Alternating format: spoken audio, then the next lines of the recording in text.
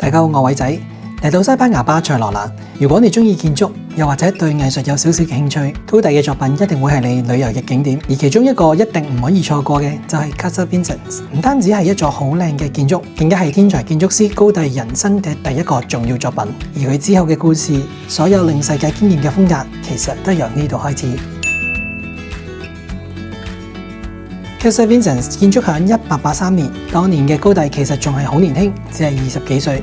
呢個建築係佢接到第一個真正大型嘅委託，屋主係一個磚瓦嘅商人，因為佢做磚瓦嘅生意，所以成棟 Casa Vicens 幾乎都係同瓷磚有關。呢棟建築完全唔似典型歐洲嘅石頭建築，反而一種中東甚至東方嘅感覺。高第喺呢一棟屋裏面第一次開始玩文化 fusion。如果你細心睇外牆，你會發現一個好特別嘅圖案。呢度塊其實喺附近公園曾經生長過嘅法國萬壽菊。高第好中意大自然，佢唔係隨便亂畫圖案，而係將真實存在嘅植物變成建築嘅裝飾。呢個概念之後會成為佢一生最重要嘅設計哲學。但入去 Casa Vicens，你會開始明白點解高第被稱為天才，因為佢唔止設計外觀，連同每一個房間佢都有自己嘅主題。建築嘅內部空間並唔係孤獨嘅存在，而係形成咗一個同外部空間相連，模糊咗大自然同室內嘅界線。建築嘅內部有好多唔同嘅植物、藤蔓、康乃馨，甚至係雀仔，豐富嘅自然元素去突顯咗生機勃勃。而 Casa Vicens 裏面其中一個吸煙室，雖然影片冇辦法複製呢度曾經嘅煙草味，但可以幻想下曾經喺度住過嘅人一邊食煙一邊同朋友傾偈。而呢個吸煙室，我哋體會到阿拉伯嘅氛圍，藍色嘅蜂巢形狀屋頂象徵住天空，配襯住椰子樹，金色就好似沙漠喺夜晚閃閃發光。一間私人嘅吸煙室，眨下眼就變成咗一個中東嘅綠洲。你會發現高第好想模糊室外同室內嘅界線，就算身處室內，你都好似仍然喺大自然之中。呢種設計理念喺佢之後嘅著名作品度都有出現。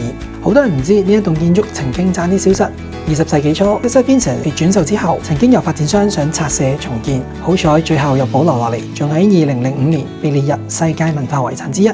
相比其他更加出名嘅作品，Casa Vicens 就有一種好特別嘅感覺，佢比較原始。你可以見到高第最早期嘅諗法，點樣去嘗試唔同嘅風格，甚至有少少未完成初生之犢嘅實驗感覺，就好似你自己畫嘅第一幅畫、寫嘅第一首詩呢種感覺，比佢之後近乎完美嘅作品更加有人味。如果你打算嚟參加 Casa Vicens，佢位於巴塞羅那一個比較寧靜嘅住宅區，相比起市中心嘅景點，呢度人流比較少，參觀嘅體驗會更加舒服。我個人覺得 Casa Vicens 唔只係一座建築，佢更加似一個年輕人夢想嘅起點。喺呢度你可以見到一個20幾歲嘅後生仔，第一次好大膽咁樣將自然同藝術混合埋一齊。而呢一個實驗最終都改變咗成個巴塞羅那嘅城市面貌。如果你都想真正了解高第點樣由一個年輕嘅設計師變成世界級嘅建築大師， Casa Vicens 將會係一個非常之好嘅開始。今日嘅分享就差唔多啦。如果大家有任何嘅問題，或者都想分享下對 Casa Vicens 同埋梵高嘅一啲睇法，歡迎喺下面留言。最後歡迎大家追蹤入頻道以示支持。下次再見，拜拜。